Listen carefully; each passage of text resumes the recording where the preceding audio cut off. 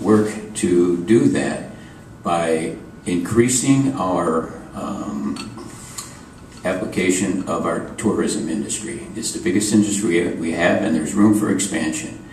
And I would like to see more of our natural resources used as an asset, and in particular take a good hard look and a good fair look at opening up the trail system in Michigan. We're falling way behind other states such as Wisconsin and in particular West Virginia.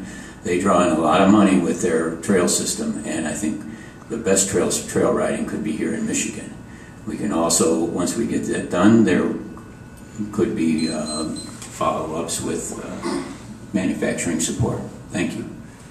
And now Mr. Stillings. This is a half-hour question, not a minute question.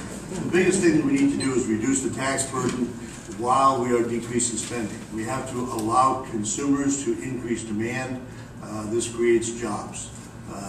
Ultimately, we should introduce the fair tax, which is the ultimate demand increase mechanism and is also the largest single stimulus that we have for our economy. We produce the most jobs and ultimately produce the most revenue, allowing us to pay down the debt.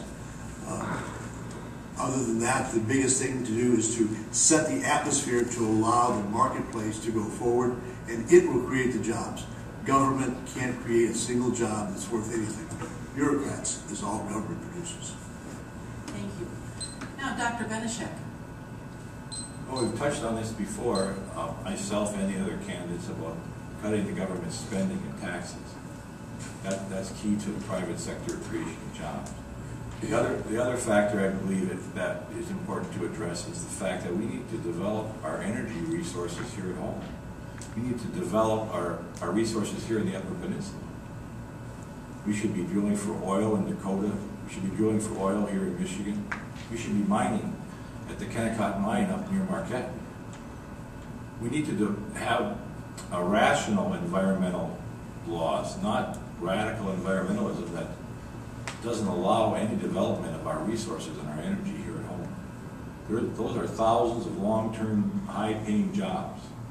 And straightening out that environmental radicalism would go a long way to making our country energy independent with a strong work base here at home.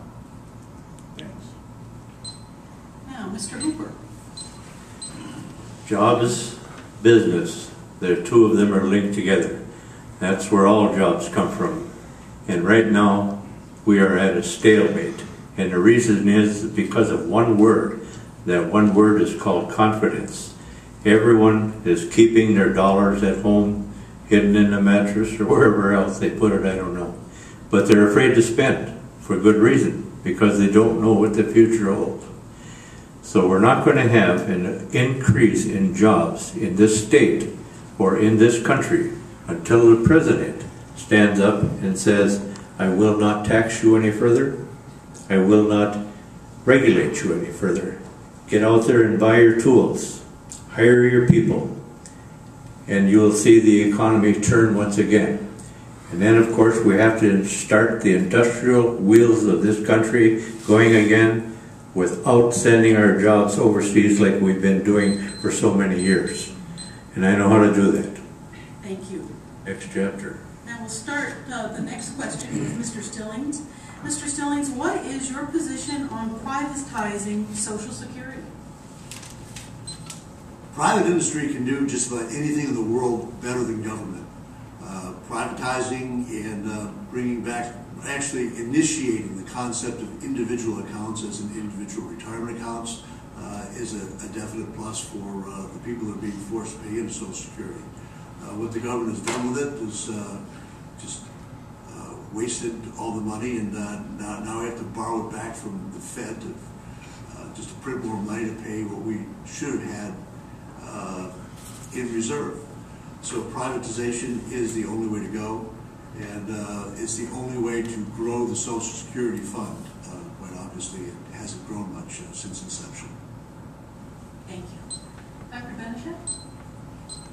Well, I think we all know that both Social Security and Medicare are bankrupt and cannot be sustained the way they are. There's going to need to be some tough votes made as to how we're going to change this. I agree that